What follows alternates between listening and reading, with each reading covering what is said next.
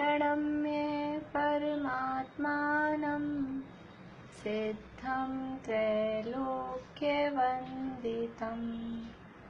स्वाभाविकचिदानन्द स्वरूपं निर्मलाव्ययम् शुद्धजीवादिद्रव्याणां देशकं च जिनेश्वरम् द्रव्यसंग्रहसूत्राणां वृत्तिं वक्षे समासतः जीवं दव्वं जिणवरवसहेण जीर्णनेत्रेष्ठं देविन्दविन्दवन्दं वन्दे तं सर्वदा शिरसा कहे जीव अजीव जिनवर वृषभ ने लोक में वे वन्द्य सुरपति वृंद से वंदन करूं कर जोड़ अट्ठ चतुर्णान दंसन सामन्नं जीवलक्षणं मणियं व्यवहाराशुद्धया शुद्धं पुनर्दंसनं नाणम्। इस 14वीं के गाथा के साथ ये मैंने स्क्रीन शेयर की है। जिनके पास भी पुस्तक नहीं है वो यहाँ स्क्रीन पे देख लें। ये जो गाथा है 8 गुणों वाली, उसको भी हम पाठ करते हैं। सम्मत्तनान दंसन वीर्य सुहुमं तहेव अवगहनम् अगुरुलहु अवबाहम् अट्ठ गुणा होन्ति सिद्धाणम्। सिद्ध भगवान के 8 गुण होते हैं। उन 8 गुणों संबंधी ये गाथा यहाँ हमने देखी। बृहद्रव्य संग्रह में जीव संसार में स्थित है, इसकी चर्चा के बाद में अब जीव सिद्ध है और ऊर्ध्वगमन स्वभाव वाला है। ये जीव की 2 विशेषताएं इस एक 14वीं गाथा में बताकर और जीव संबंधी अधिकार को पूर्ण कर रहे हैं। जीव सिद्ध है, सिद्धों का स्वरूप बता रहे हैं। सिद्ध कैसे हैं? निक्कम्मा, निष्कर्म है, कर्मों से रहित है। 8 गुणा, 8 गुणों से संयुक्त हैं। किंचुणा चरम देह दो, और अंतिम शरीर से किंचित न्यून है।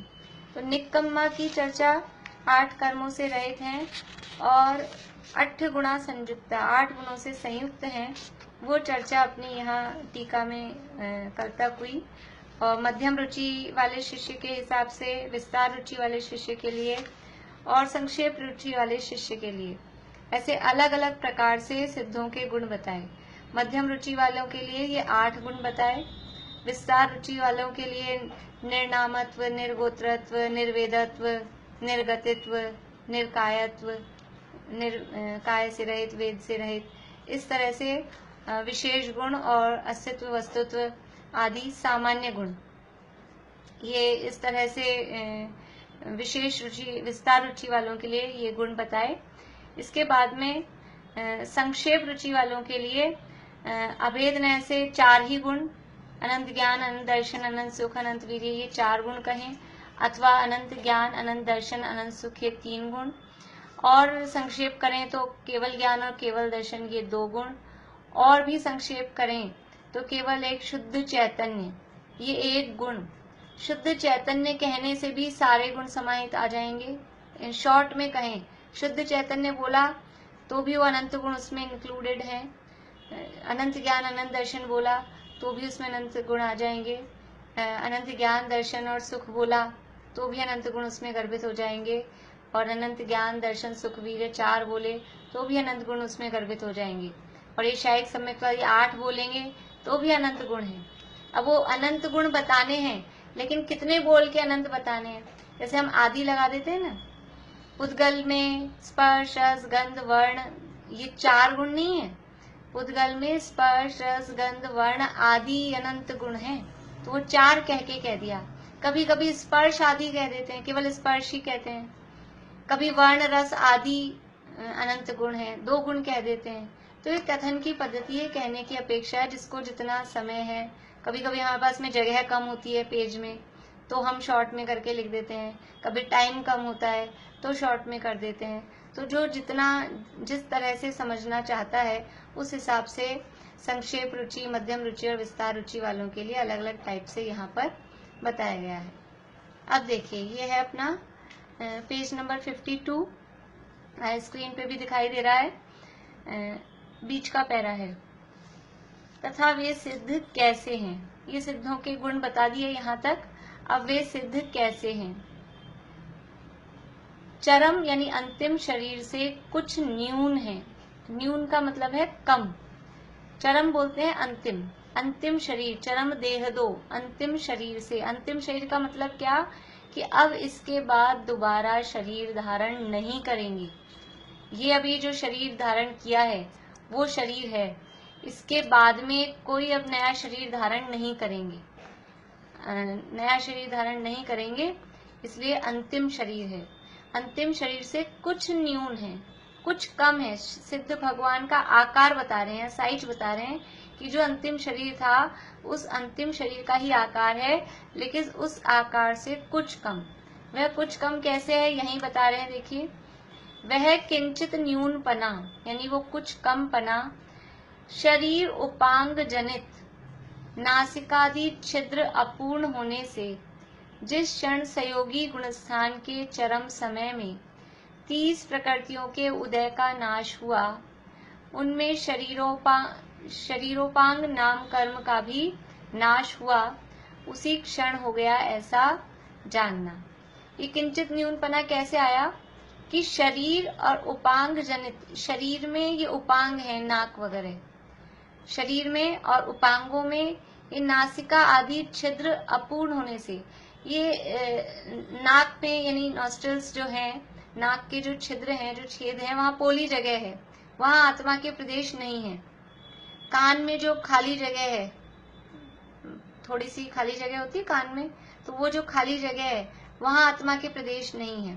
तो ऐसे नासिका के छिद्र हैं, कान का छिद्र है, और भी शरीर में इस तरह के जो उपांग हैं, ये आंख नाक कान उपांग हैं। हाथ पांव मस्तक कमर पीठ, ये तो है अंग, और उंगलियां आंख नाक कान ये कहलाते हैं उपांग। अंगोपांग नाम कर्म होता है एक, जिसके कारण से अंग और उपांगों की रचना होती है, तो ये उपांग है। तो शरीर में जो उपांग हैं, इन उपांगों में ये नासिका आदि में छिद्र होते हैं। ये छिद्र अपूर्ण, अपूर्ण मीन्स ये आत्मा के प्रदेश यहाँ खाली हैं, इस जगह आत्मा के प्रदेश नहीं है। तो अपूर्ण होने से जिस क्षण संयोगी गुणस्थान के चरम समय में 30 प्रकृतियों के उदय का नाश हुआ, उनमें शरीरोपांग नाम कर्म का भी नाश हुआ। देखिए, संयोगी गुणस्थान कौन सा गुणस्थान है? संयोगी गुणस्थान कौन सा गुणस्थान होता है? 13वां। बढ़िया, ये 13वां गुणस्थान है। तो 13वें गुणस्थान के चरम समय में, चरम का अर्थ अभी यहाँ बताया ऊपर वाली लाइन में, चरम यानी अंतिम, यहाँ भी चरम का अर्थ हमेशा अंतिम होता है। तो चरम समय में यानी अंतिम समय में, 13वें गुणस्थान के अंतिम समय में क्या होता है? 30 प्रकृतियों के उदय का नाश होता है। देखिए, कर्मों की 148 प्रकृतियां हैं। 148 प्रकृतियों में से 122 प्रकृतियां उदय योग्य होती हैं, बंध योग्य 120 होती हैं, उदय योग्य 122 होती हैं। उस 122 प्रकृतियों में से 13वें गुणस्थान में कितनी प्रकृतियों का उदय है? 13वें गुणस्थान में 42 प्रकृतियों का उदय है। 122 में से 122 में से 42 प्रकृतियों का उदय 13वें गुणस्थान में होता है। और उन 42 में से 30 का वो 13वें गुणस्थान के अंतिम समय में उनके उदय का भी नाश हो जाता है। यानी उसके अलावा जो प्रकृतियां हैं 42 बची हैं, उसके अलावा प्रकृतियों का नाश पहले के गुणस्थानों में उदय का नाश भी होता गया। इसके अलावा जो गुणस्थान है, इससे पहले जो गुणस्थान आए, और 13वें गुणस्थान में पहुंचकर 42 प्रकृतियों का उदय बचता है। और उन 42 प्रकृतियों में से भी 13वें में भी उन 42 का उदय है और 13वें के अंत समय में उनमें से 30 प्रकृतियों का उदय समाप्त हो जाता है, यानी उदय की विच्छुत्ति बोलते हैं, यानी उनका उदय वहां तक है। 14वें गुणस्थान में उन 30 प्रकृतियों का उदय नहीं रहेगा। तो वो कौन कौन सी होती हैं देखिए।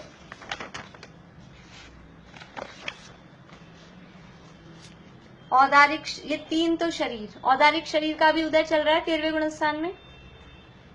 हाँ बोलिए भारती आंटी। मैं कह रही थी कार्बन शरीर और तेजस शरीर रहता है साथ में सिद्धों के भी। नहीं, सिद्धों के तो न्यूनता उस वजह से भी तो आ जाएगी थोड़ी। नहीं, वो उस वजह से न्यूनता आने का कोई प्रश्न नहीं, क्योंकि वो कोई जगह, वो आत्मा के प्रदेशों की जगह नहीं है, वो तो आत्मा के प्रदेशों के साथ एक क्षेत्र अवगाह रूप है, उसमें न्यूनता आने का कारण नहीं है। न्यूनता तो ये औदारिक शरीर में ही जो नाक वगैरह है, शरीर में कुछ पोलापन अंदर भी होता है, जहाँ कहीं आत्मा के प्रदेश नहीं हो, ऐसी जगह अंदर भी कहीं हो सकती है।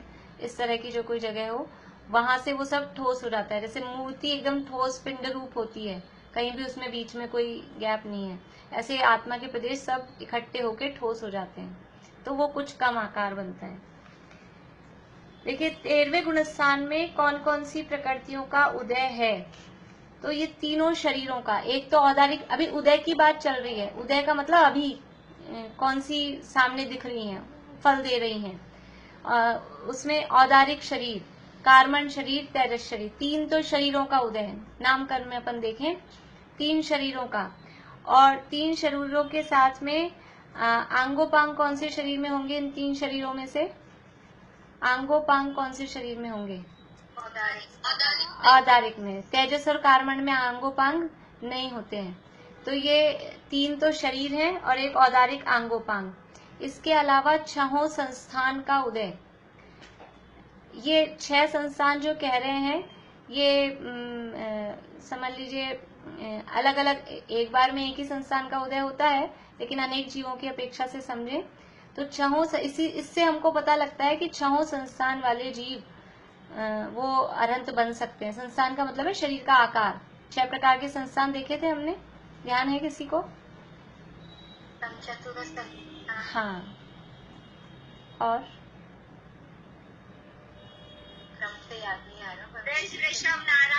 नहीं, वो सहनन है।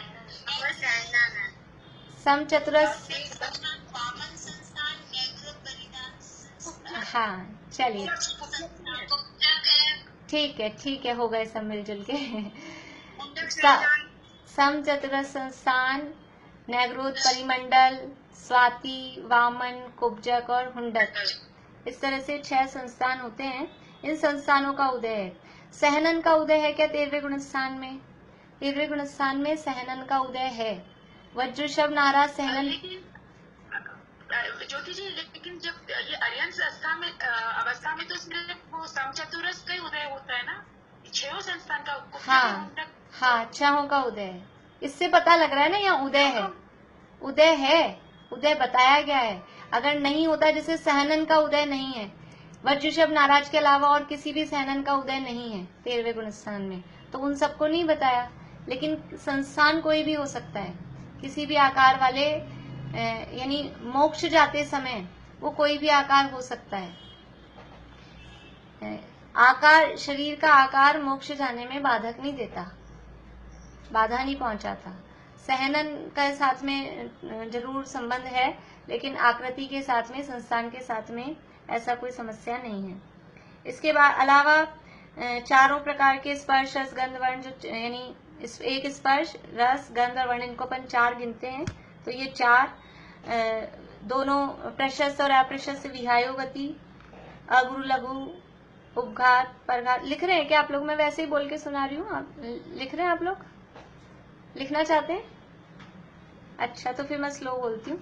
मैं तो वैसे ही आप लोग ठीक है, फिर से बोलती हूँ। औदारिक शरीर, तेजस शरीर, कार्मण शरीर, 3 तो शरीर, एक आंगोपांग, औदारिक आंगोपांग, फिर 6 संस्थान, और एक सहनन वज्रशब्द नाराज सहनन। फिर वर्णादि चार, वर्णादि चार का मतलब है स्पर्श, रस, गंध और वर्ण, ये चारों। इनको गिनते एक ही हैं, मतलब एक एक ही गिनते हैं, उनकी 20 नहीं गिनते हैं। स्पर्श की 8, रस की 5, ऐसे नहीं गिनते हैं, 4 ही गिनते हैं, इसलिए इनको बोलेंगे वर्णादि चार। 2 प्रकार की विहायोगति, प्रशस्त विहायोगति और अप्रशस्त विहायोगति।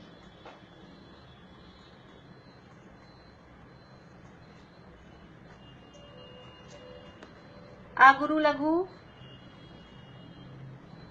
उपघात, परघात,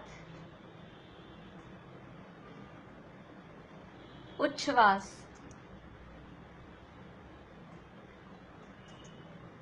उपघात के बाद उपघात, परघात, परघात, उच्छ्वास,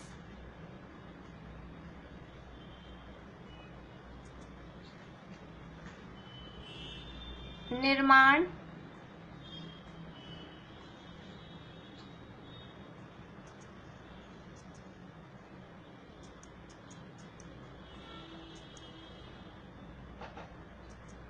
स्थिर अस्थिर, स्थिर अस्थिर,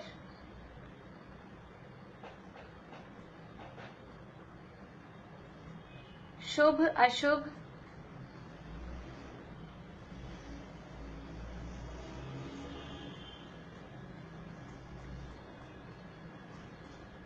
सुस्वर दुस्वर,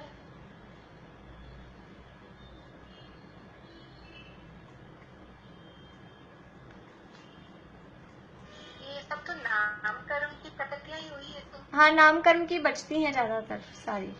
शुभ अशुभ के बाद क्या बताया आपने? सुस्वर दुस्वर, सुस्वर, सुस्वर, स्वर, सुस्वर, दुस्वर, उसका अपोजिट।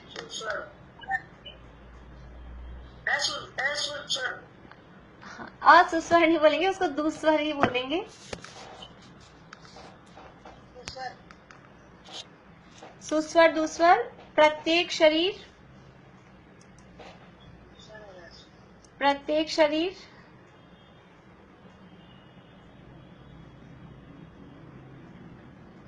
साता असाता,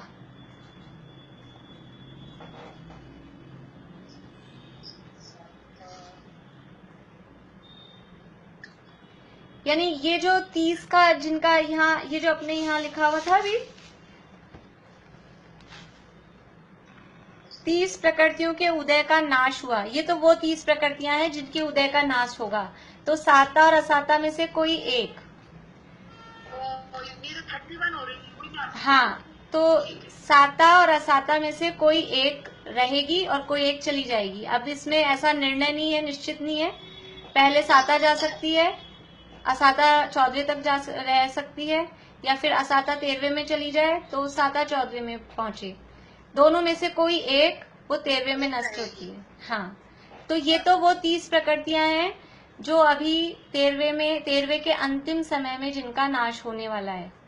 और इसके अलावा 12 प्रकृतियां उदय में और रहती हैं, अभी 13वें में, वो 14वें तक पहुंचती हैं, उनके उदय का नाश 14वें में होगा। वो भी लिख लीजिए आप साथ में, जो 12 प्रकृतियां और हैं जो 14वें में जो उदय जिनका उदय विच्छित्ति होगी, यानी उदय का अभाव, नाश होगा। मनुष्यायु ये तो 29 ही हुई ना? 29 कैसे हुई? और 3 शरीर, 4 और 6, 10, 11, 11 और 4, 15, 16, 17, 18, 19, 20, 21, 22, 23, 24, 25, 26, 27, 28, 29, 30 हो गई ना पूरी? 30 हो गई पूरी? आपकी काउंटिंग में गड़बड़ हो गई या तो कुछ छूट गया आपका? अभी मैं 12 की प्रकृतियां ये नहीं, सिद्धों के साथ रहती है। सिद्धों में एक भी प्रकृति नहीं होती। सिद्ध तो 14वां गुणस्थान सिद्ध नहीं है, 14वां गुणस्थान तो अनंत दशा है। नहीं, ये 14वें गुणस्थान में ये 12 प्रकृतियां रहेंगी ना? क्या हाँ बता रही है? हाँ,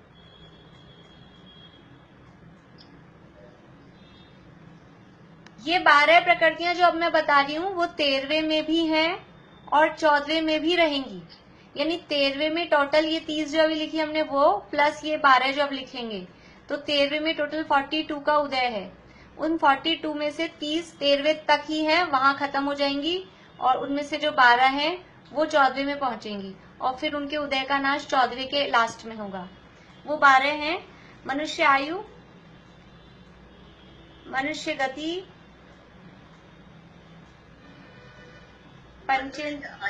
मनुष्य आयु, मनुष्य गति, पंचेंद्रिय जाति,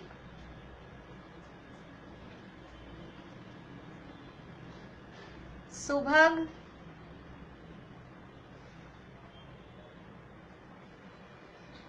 आधे,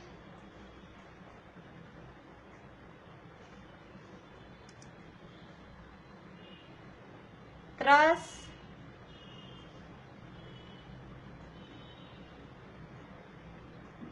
क्या बोला? त्रस, त्रस,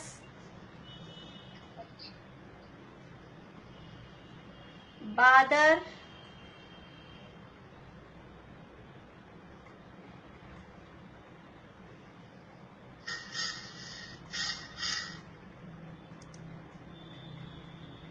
पर्याप्त,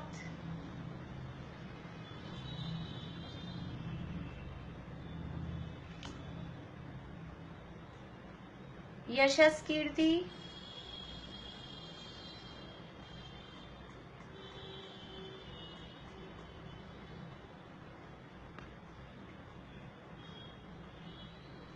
तीर्थंकर,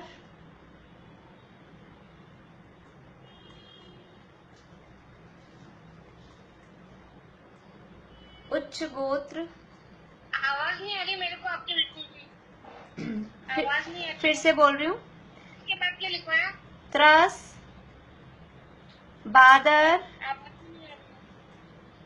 आवाज नहीं आ रही। आपको नहीं आ रही होगी, मेरे ख्याल से औरों को तो सबको आ रही है, कोई भी नहीं कह रहे हैं। हाँ बिल्कुल आ रही है। आपको नहीं आ रही है? साउंड वाला बटन है उसको छेड़ो आप, कभी कभी कोई फोन आता है तो आवाज बंद हो जाती है। आपका वॉल्यूम का बटन तेज कर लीजिए, वापस से उसको वॉल्यूम फुल पे कर लीजिए चमेली आंटी। त्रस, बादर, पर्याप्त, यशस कीर्ति, तीर्थंकर, उच्च गोत्र और एक वेदनीय। ऊपर जो हमने दोनों लिखी है ना, साता। किसके बाद?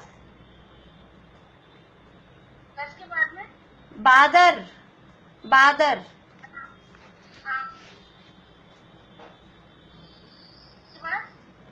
पर्याप्त,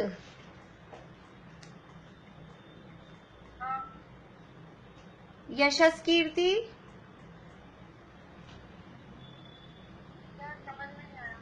आप बाद में लिख लीजिएगा, बाद में लिख लीजिएगा, 2-3 ही नाम है, फिर जब आपको आवाज आएगी तब आप बाद में लिख लीजिएगा। लास्ट उच्च गोत्र के बाद लास्ट में है एक वेदनीय। ऊपर हमने 30 प्रकृतियों में साता या असाता करके लिखना है। एक वेदनीय ऊपर है 30 में, और एक वेदनीय साता या असाता में से कोई सी भी एक नीचे 12 वाली में है। तो इस तरह से 12 प्रकृतियों का उदय 14वें गुणस्थान तक रहता है। मतलब इन प्रकृतियों का नाम देखने से हमको पता लगेगा कि 13वें गुणस्थान में सुस्वर दुस्वर दोनों का उदय है। हमको ऐसा लगता है कि शुभ अशुभ दोनों का उदय, अकेला सुस्वर का ही उदय होगा अनंत भगवान के, तो वाणी खिरती है ना। लेकिन ये जीव विपाकी प्रकृतियां हैं, और नहीं, ये पुद्गल विपाकी प्रकृतियां, और उस हिसाब से कोई सा भी असाता का भी तो उदय है वैसे। हाँ, असाता का भी उदय है, असाता का भी उदय है। तो हमने पढ़ा था ये परिचय वाले प्रकरण में कि वो असाता का उदय इतना माइनर, इतना वो हल्का हो जाता है, वो एकदम डायल्यूट हो जाता है, लेकिन वो उदय है तो वो उदय कहा जाएगा। वो इतनी हल्की होके जाए, उसके अनुभाग एकदम मंद हो जाते हैं, लेकिन फिर भी वो उदय है, तो एक करना नियोग है, वहां उदय है तो उदय कहा जाएगा। यानी दोनों साता असाता का उदय 14वें गुणस्थान तक चल रहा है, 13वें तक या 14वें तक, वहां तक ये उदय चलते हैं बराबर।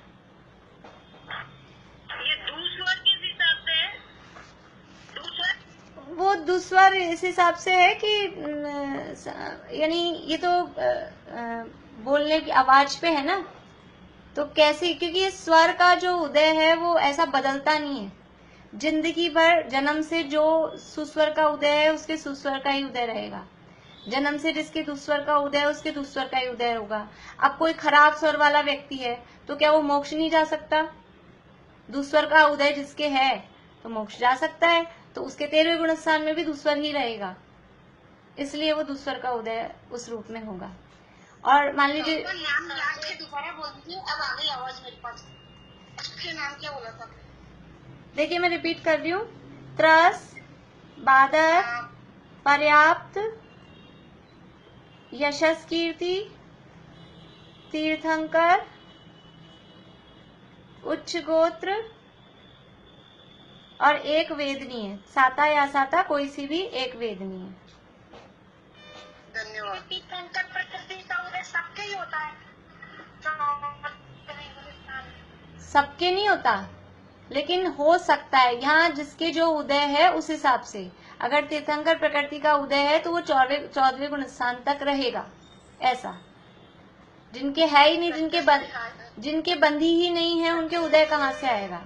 ये तो सामान्य, इसलिए हमने कहा ये सामान्य जीवों की अपेक्षा सबकी तरफ से कॉमन करके बता रहे हैं। फिर पर्टिकुलर जिसका जिसका जो होगा वो अपना अपना अलग पर्सनल उसमें हो सकता है। जैसे सुस्वर दुस्वर कहा, तो सुस्वर दुस्वर दोनों का उदय एक ही जीव के नहीं होगा। जिसके सुस्वर का उदय उसके सुस्वर का ही होगा, जिसके दुस्वर का उदय उसके दुस्वर का होगा, ऐसे। हाँ भारती आंटी बोलिए।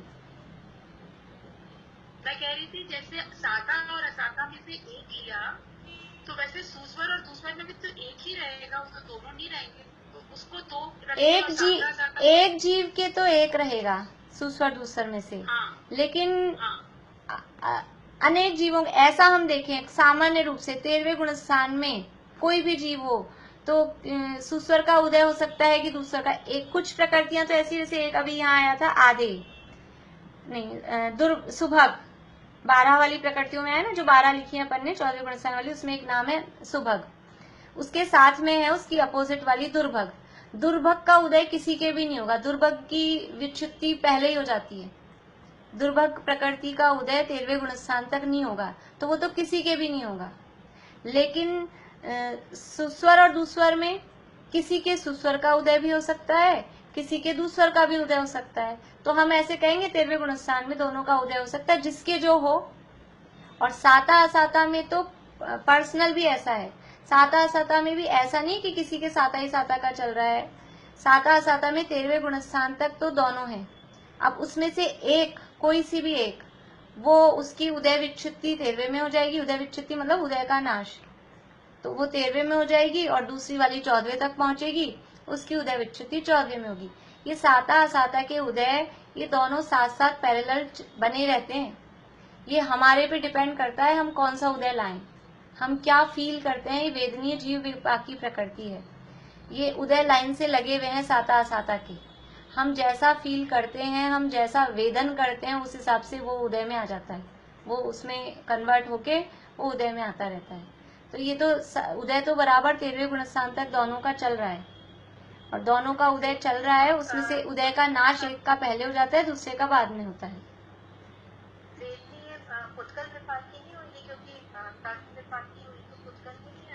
नहीं, पुद्गल विपाकी का है, वेदनी जीव विपाकी प्रकृति है। वेदनी कर्मों में तो जीव विपाकी पुद्गल विपाकी भेद किया है सारा। नाम कर्म की प्रकृति है, नाम कर्म भी तो कर्म है, उसमें ही तो जीव विपाकी पुद्गल विपाकी भेद करते हैं। घातिया कर्म सारी कर्म है, फिर भी जीव विपाकी हैं सारे। यानी जिन कर्म प्रकृतियों का फल जीव पे इफेक्ट आ रहा है। कुछ कर्म का फल पुद्गल पे, स्पर्श रस गंध वर्ण है, उसका जीव पे कोई इफेक्ट नहीं आता, वो शरीर से रिलेटेड है। शरीर का रंग कैसा है, शरीर की गंध कैसी है, वो पुद्गल विपाकी प्रकृतियां हैं। पर ये कुछ प्रकृतियां हैं जो जीव फील करता है, जैसे यशस कीर्ति है। यशस कीर्ति जीव विपाकी प्रकृति है। बाहर में कितना ही अपयश हो रहा हो और जीव ये फील कर रहा है मेरा नाम हो रहा है, तो वो उसके यशस कीर्ति का उदय है। ये जीव की फीलिंग पे डिपेंड करता है। पर ज्यादातर ऐसा होता है कि बाहर में बुराई हो रही हो तो हम भी यही फील करते हैं कि हमारे आयुष का उदय है, तो वो अयश का ही उदय आता है, ज्यादातर ऐसा होता है। पर वास्तव में वो जीव की फीलिंग में है, जीव विपाक की प्रकृति है। चलिए, तो थोड़ा सा प्रकरण आया था तो थोड़ी बात बताने के लिए हमने देखा। देखिए, वापस अपने यहीं पे आ जाइए, फिर से पढ़ते हैं। वह किंचित न्यूनपना शरीर उपांग जनित नासिकादि छिद्र अपूर्ण होने से जिस क्षण सहयोगी गुणस्थान के चरम समय में 30 प्रकृतियों के उदय का नाश हुआ, यानी 13वें गुणस्थान के अंतिम समय में ये 30 प्रकृतियों के उदय का नाश हुआ, उनमें शरीर आंगोपांग नाम कर्म का भी नाश हुआ। ये हमने देख लिया, ये देखने के लिए हमने नाम गिने थे। शरीर नाम कर्म, देखिए 13वें गुणस्थान तक 3 शरीर नाम कर्म ही बचते हैं, क्योंकि मनुष्य है, मनुष्य ही 13वें गुणस्थान तक पहुंचेंगे, तो वैक्रिक शरीर तो होगा ही नहीं। और आहारक शरीर का उदय वो छठे गुणस्थान में होता है। आहारक शरीर जो बनता है, आहारक पुतला निकलता है, वो सब छठे गुणस्थान में होता है। उसके ऊपर के गुणस्थानों में आहारक शरीर बनता ही नहीं है, तो 13वें गुणस्थान में आहारक शरीर भी नहीं है। तो एक वैक्रिक शरीर, औदारिक शरीर है, तेजस शरीर है और कार्मण शरीर है। तेजस कार्मण अनादि संबंध से है और 13वें गुणस्थान तक बराबर इनका संबंध बना रहता है। तो 3 शरीर है 13वें गुणस्थान तक, उनका नाश हुआ। और औदारिक शरीर के साथ में औदारिक अंगोपांग भी होता है, तो वो शरीर अंगोपांग कर्म का भी नाश हुआ, उसी क्षण हो गया, ऐसा जानना। कोई शंका करता है कि जिस प्रकार दीपक को ढकने वाले पात्र आदि दूर होने पर दीपक के प्रकाश का विस्तार हो जाता है, उसी प्रकार शरीर का अभाव होने पर सिद्धों का आत्मा भी फैलकर लोक प्रमाण हो जाना चाहिए। अब यहाँ प्रश्न क्या कर रहे हैं, जैसे कि दीपक है, दीपक को इतने से मटके में, घड़े में रख दिया, तो उसका प्रकाश इतना सा फैलता है जितना घड़े का साइज है। और यदि दीपक को हमने इतना बड़े में रखा, इतना बड़ा वाला घड़ा था, तो वो जो दीपक को ढकने वाला पात्र है वो दीपक से दूर है, यानी जो उस पे कवर लगाया, जैसे कई मंदिरों में दीपक जलाते हैं तो वो एक ऐसा कांच का कवर लगा देते हैं, कुछ ग्लास का ऐसा, तो वो कवर जिस साइज का है वो प्रकाश उतना फैलेगा। यदि वो कवर बड़ा है तो उसका प्रकाश भी फैल जाता है। जैसे ये लाइट जल रही है अपने कमरे में, तो जितना बड़ा रूम होता है वो लाइट उतने बड़े रूम में फैल जाती है। और जब वो ये पात्र दूर हो गया, अभी हमने उस पे कवर लगा दिया, दीपक रखा था उस पे हमने उल्टा कुछ ढक दिया, तो उसका जो प्रकाश था वो अंदर ढक गया। अब हमने वो जो उस पे ढक्कन लगाया था वो ढक्कन खोल दिया, तो वो प्रकाश पूरा फैल गया। अभी लाइट जल रही है, लाइट के आगे हमने कुछ लगा दिया, तो लाइट के आगे हमने कुछ लगा दिया तो वो रोशनी रुक जाती है, और जैसे ही वो हम आवरण हटाते हैं तो वो प्रकाश वापस से फैल जाता है। प्रश्न है ये कि जिस प्रकार दीपक को ढकने वाले पात्र आदि दूर होने पर दीपक के प्रकाश का विस्तार हो जाता है। बल्ब पे हमने कोई कपड़ा डाल दिया तो वो प्रकाश केवल उस कपड़े के अंदर अंदर उतना सा फैल रहा है। अब जैसे ही वो कपड़ा हमने हटाया तो वो जो प्रकाश था वो प्रकाश फैल गया पूरे कमरे में। उसी प्रकार शरीर का अभाव होने पर सिद्धों का आत्मा भी फैलकर लोक प्रमाण हो जाना चाहिए। ये शरीर ने आत्मा को कैद कर रखा है, इस शरीर में आत्मा इतना सा शरीर प्रमाण होके रह रहा है। तो जैसे ही शरीर का नाश होता है तो आत्मा को भी ऐसे फैल जाना चाहिए, जैसे मुक्त हो गए मतलब पूरा फैल के लोक प्रमाण हो जाना चाहिए। जैसे वो प्रकाश अभी उस पे ढक्कन लगा दिया था बल्ब पे, तो ढक्कन से वो उतने में ही सिमट के रह गया था, और जैसे ढक्कन हटाते हैं तो वो पूरे कमरे में फैल जाता है। वैसे ही ये शरीर का अभाव होते ही ये जो सिद्ध भगवान की आत्मा है वो फैलकर लोक प्रमाण हो जाना चाहिए, ऐसा ये प्रश्न उठाया है यहाँ पर। उसका समाधान किया जाता है। प्रश्न समझ में आ गया सबको? प्रश्न समझ में आया कि नहीं आया? आ गया। आगे समाधान। दीपक के प्रकाश का जो विस्तार है वह पहले से स्वभाव से ही होता है, पश्चात उस दीपक का आवरण हुआ है। परंतु जीव का तो लोक प्रमाण असंख्यात प्रदेशीपना स्वभाव है, प्रदेशों का विस्तार वह स्वभाव नहीं है। लेकिन दीपक का तो क्या है, दीपक के प्रकाश का जो विस्तार है वो पहले से, यानी दीपक, वो बल्ब जलाया, वो बल्ब पहले से कमरे में फैला हुआ था, फिर उसके ऊपर हमने कोई ढक्कन लगा दिया, कोई कवर लगा दिया, तो वो उसका प्रकाश रुक गया। तो दीपक के प्रकाश का जो विस्तार है वह पहले से स्वभाव से ही होता है।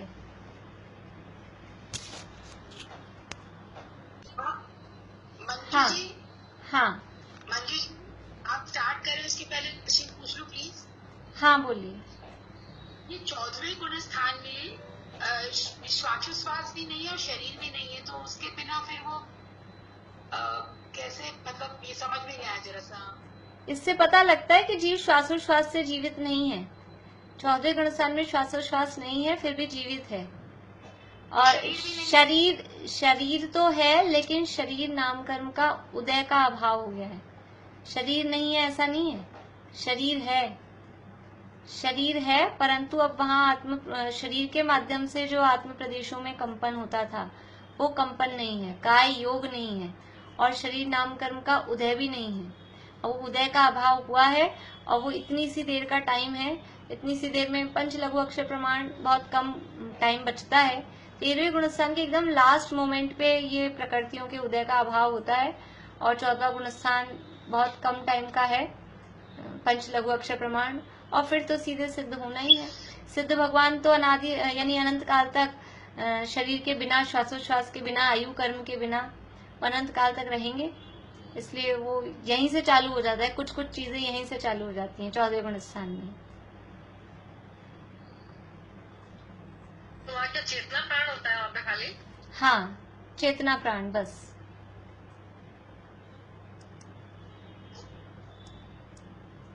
ये प्लीज मैं फिर से पूछ रही हूँ, चेतना प्राण क्या होता है बता दीजिए प्लीज, मेरे पहले नहीं थी। चैतन्य प्राण है ज्ञान दर्शन, जो जीव के चैतन्य का मतलब है ज्ञान दर्शन। ये ज्ञान दर्शन आदि जो अनंत गुण है वही जीव के प्राण है। उनसे ही जीव अपने जीव में जो जीवपना, वो अपने जीवत्व के कारण, और वो जीवपना क्या है कि ज्ञान दर्शन, ये ज्ञान ही जीव का प्राण है। जैसे हम दुनिया में दूसरी चीजों में अपने प्राण पने की कल्पना करते हैं, कोई कहता है बच्चे में मेरे प्राण है, किसी के धन में प्राण है, किसी के मकान में प्राण है। तो ये जीव का प्राण क्या है, वो ज्ञान दर्शन ही वो चैतन्य कहलाते हैं। और वो चैतन्य जीवत्व जिसे कहते हैं वो जीव का प्राण है, अनंत गुण, चिति शक्ति। नहीं तो इसका मतलब जो आत्मा की जो शक्तियाँ बताते हैं 47 वो सब रहती है सिद्धों में? हाँ, 47 तो खाली गिनने की हैं, बाकी अनंत गुण है, अनंत शक्तियां हैं, और वो सब शक्तियां प्रकट रूप में है सिद्ध भगवान में। हम में तो शक्ति रूप में है, उनमें वो शक्ति तो है ही, और उन शक्तियों की प्रेजेंटेशन, वहाँ व्यक्तता, शक्तियों की व्यक्ति भी वहाँ पर हो गई है।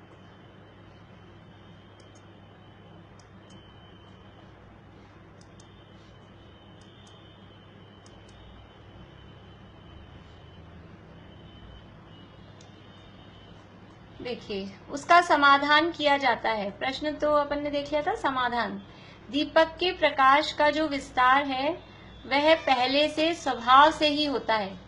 वो पहले से उतना विस्तार है, उसका जितना प्रकाश है, फिर उस पे वो आवरण आया है, तो वो आवरण हटेगा तो वो उतना फैलेगा ही। जैसे समझ लीजिए एक स्प्रिंग होती है,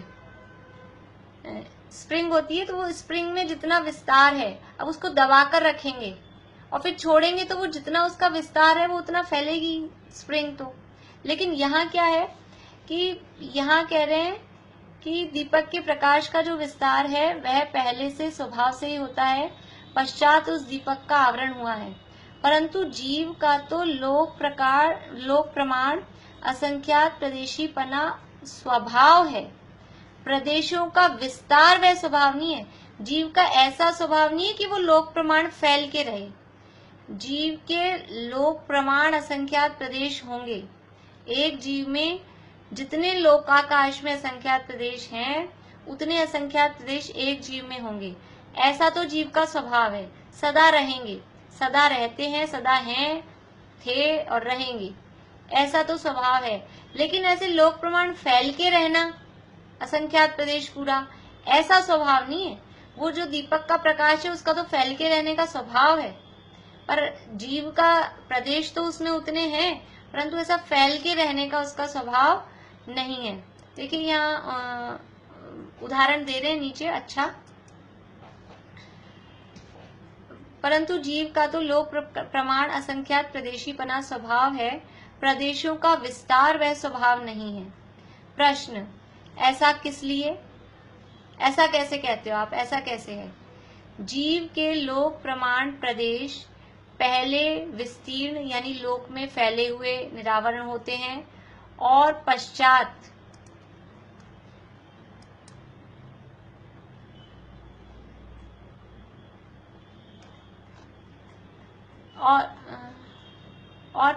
दीपक की भांति आवरण हुआ है।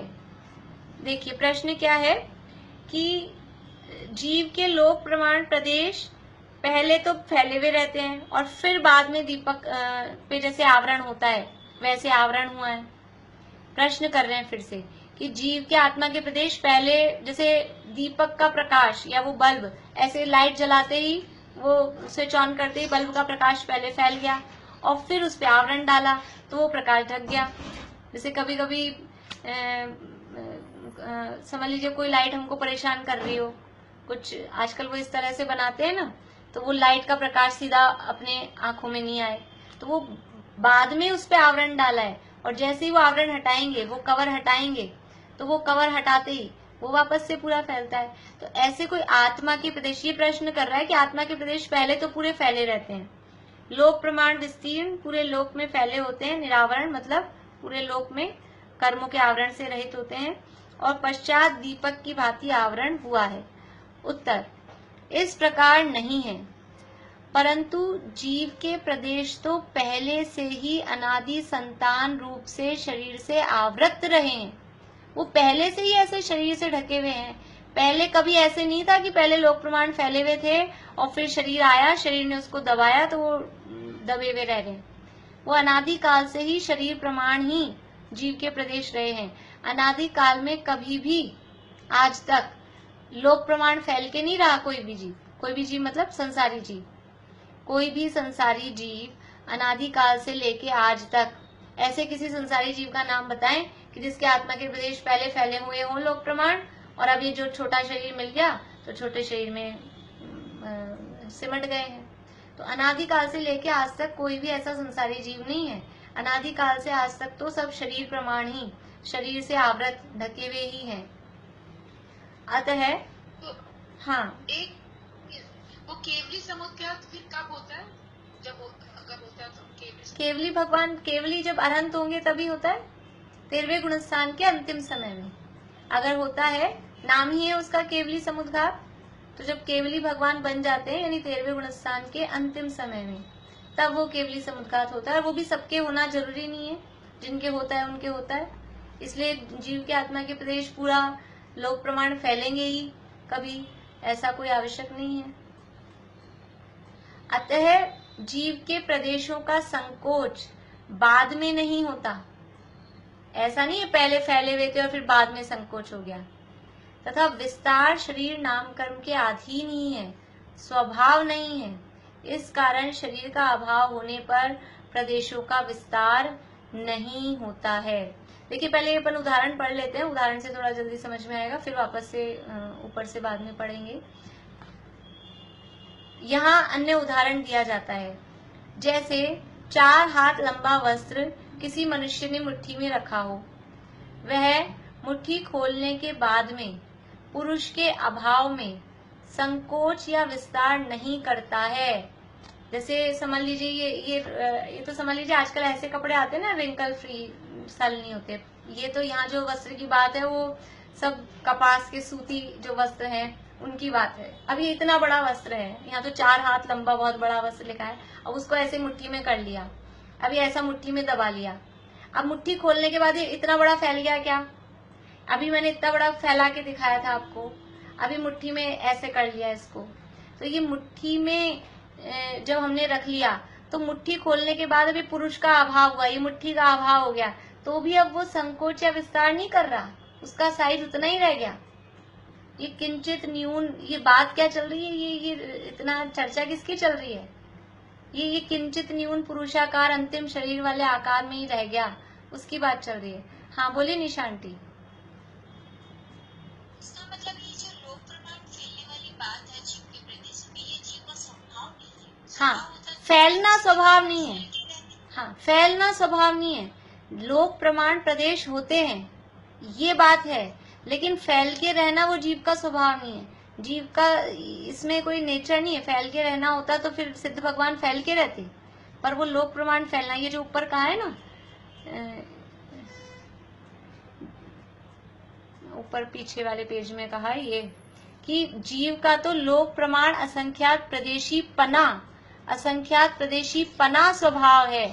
प्रदेशों का विस्तार वह स्वभाव नहीं है, बस लोक प्रमाण असंख्यात प्रदेशी वो है, ये उसका स्वभाव है। प्रदेशों का विस्तार हो यानी फैल कर रहे लोक में पूरा, वो उसका स्वभाव नहीं है, ऐसा ये कह रहे हैं। देखिए उदाहरण, जैसे 4 हाथ लंबा वस्त्र किसी मनुष्य ने मुट्ठी में रखा हो, वह मुट्ठी खोलने के बाद में पुरुष के अभाव में संकोच या विस्तार नहीं करता है। अथवा जैसे गीली मिट्टी का बर्तन बनते समय संकोच और विस्तार को प्राप्त होता है। गीली मिट्टी से कोई बर्तन बना रहे तो जिस समय तक वो मिट्टी गीली है तब तक उसको चाहे जैसी शेप बड़ी छोटी वो दे सकते हैं, परंतु जब वह सूख जाता है तब जल का अभाव होने से उसमें से पानी सूख गया। जब तक उसमें पानी है, गीलापन है, तब तक उसमें थोड़ा शेप में हम चेंजेस कर सकते हैं, लेकिन जब वह सूख गया तब जल का अभाव होने से संकोच और विस्तार को प्राप्त नहीं होता। उसी प्रकार मुक्त जीव भी पुरुष स्थानीय, यहाँ जो कहा था पुरुष के अभाव में, ये अपना पुरुष का हाथ में ऐसे कपड़े को दबाया, तो पुरुष स्थानीय अथवा जल स्थानीय शरीर, ये जो कपड़े ने दबा रखा है, कपड़े को दबा रखा है पुरुष ने, व्यक्ति ने, मनुष्य ने, तो ये मनुष्य है शरीर के समान और ये कपड़ा है आत्मा के समान। तो ये शरीर ने आत्मा को जिस रूप में दबाया, यानी जितने शरीर में वो आया उस आकार का वो हो गया। अथवा वो पानी के, जब तक उसमें पानी था मिट्टी में, दूसरा जो उदाहरण है, तो उस मिट्टी में जब तक पानी का अंश था तब तक वो संकोच विस्तार कर रहा था। अब जैसे ही उसमें से पानी का अभाव हुआ, जल स्थानीय शरीर मतलब शरीर को यहाँ जल के समान मान, जल को यहाँ शरीर के समान मानना, तो जैसे जल का अभाव होने पर उस गीली मिट्टी में से जल का अभाव हुआ, पानी सूख गया, फिर वो संकोच विस्तार को प्राप्त नहीं होता है। वैसे ही इस शरीर का अभाव होने पर फिर आत्मा में संकोच विस्तार नहीं होता, फिर वो जैसा आकार रह गया वैसा रह गया। बहुत सारी चीजें अपन घर में भी बनाते हैं, समझ लीजिए कुछ चीजें, तो वो जब तक गीली हैं तब तक उनको जो आकार, और एक बार फिर सूख गई, अब उसमें चेंज, वो जैसा आकार बन गया वैसा बन गया, सूखने के बाद फिर वो चेंज नहीं होता। तो इस तरह से ये यहाँ पर शरीर के आकार की बात यहाँ की है। फिर से ऊपर से एक बार देख लेते हैं, और नहीं समझ में आएगा तो कल वापस से इसको देख लेंगे। देखिए प्रश्न क्या था। प्रश्न था कि जीव के लोक प्रमाण प्रदेश पहले लोक में फैले हुए निरावरण होते हैं और पश्चात दीपक की भांति आवरण हुआ है। पहले ये प्रश्न ऐसा कर रहा है सामने वाला शंकाकार कि पहले तो आत्मा के प्रदेश फैले हुए थे और फिर बाद में उसमें आवरण हुआ है। तो कह रहे हैं इस प्रकार नहीं है, उत्तर दे रहे हैं ऐसा नहीं है। जीव के प्रदेश तो पहले से ही अनादि संतान रूप से शरीर से आवृत रहे हैं, अतः जीव के प्रदेशों का संकोच बाद में नहीं होता। यानी पहले से ऐसे संकुचित हुए हुए रहे हैं, ऐसे नहीं है पहले तो फैला हुआ था फिर इसको दबा दिया। जैसे वो स्प्रिंग पहले तो फैली हुई थी, फिर वो पेन में उसको दबा दिया, तो फिर जैसे उसको छोड़ते हैं तो वो वापस से फैली हुई हो जाती है। ऐसा नहीं है, वो पहले से ही दबे हुए ही हैं, अनादिकाल से शरीर से आवृत रूप ही हैं, इसलिए उनका संकोच वो बाद में नहीं हुआ है। और विस्तार है वो शरीर नाम कर्म के अधीन है, जो इसका फैलना हो रहा है वो शरीर नाम कर्म के अनुसार, ये आत्मा के प्रदेशों का, कि जैसा शरीर होता है उस शरीर के अनुसार ये आत्मा के प्रदेश फैलते हैं। तो विस्तार शरीर नाम कर्म के अधीन ही है, स्वभाव नहीं है। इस कारण शरीर का अभाव होने पर प्रदेशों का विस्तार नहीं होता है। इसलिए शरीर का अभाव होने पर भी प्रदेशों का विस्तार नहीं हो रहा, क्योंकि ये जो इस तरह से ये वस्त्र को शरीर ने, आत्मा को इस तरह से शरीर में बंद कर रखा है, तो शरीर का अभाव होने पर भी अब ना ये फैल रहा है ना संकुचित हो रहा है। अभी जैसा आकार बन गया है वैसा आकार बन गया है। प्रदेश असंख्यात है, प्रदेश उतने ही हैं जितने ये इतने इसमें जितने धागे थे, जितने भी सारे थे, प्रदेश उतने ही हैं। लेकिन अब वो जो आकार ऐसा बन गया है, वो आकार वो वैसा ही बना रहता है। इस तरह की बात यहाँ पर की है। और जो कुछ नहीं समझ में आया होगा आप लोग थोड़ा पढ़ के देखना, जिनको नहीं समझ में आया हो। इस आकार में भी ये बात आ गई ना कि ये संकोच विस्तार शक्ति के कारण ऐसे होता है। हाँ। संकुचित विस्तार। हाँ, दो शक्तियां आ गई इसमें जी। हाँ, हाँ, प्रदेश संगार विसर्पाभ्याम प्रदीप। ठीक है, काफी लोगों को समझ में आया होगा। नहीं भी समझ में जिनको आया, एक बार आप पढ़ के देखना बुक में से, वापस थोड़ा सा विचार के देखना। नहीं, कल अपन इसको फिर वापस से लेंगे। और फिर ये कल जो प्रकरण आने वाला है, जो अपने 10वें अध्याय में, तत्वार्थ सूत्र के 10वें अध्याय में जो 2 सूत्र थे, वो सूत्र वाला पूरा प्रकरण कल आने वाला है। चलिए अभी यही पूरा करते हैं अपन।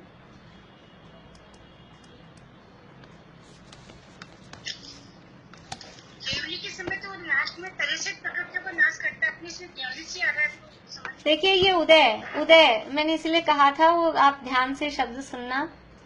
वो नाश करते हैं, वो सत्ता का नाश करते हैं। यहाँ उदय का, ये उदय की बात है। उदय अलग चीज है, सत्ता अलग चीज है, और एक बंध अलग चीज है। 3 प्रकरण अलग अलग होते हैं, वो हो जाते हैं मिक्स, ध्यान नहीं रहता है हमें। लेकिन ये बात है उदय की, इसमें आप अच्छे से लिख लीजिएगा उदय। और जो 63 प्रकृतियों का नाश होता है, वो 63 प्रकृतियों का सत्ता से नाश होता है, वो सत्व नाश की बात है। चलिए, जय जिनेन्द्र सभी को। जय जिनेन्द्र।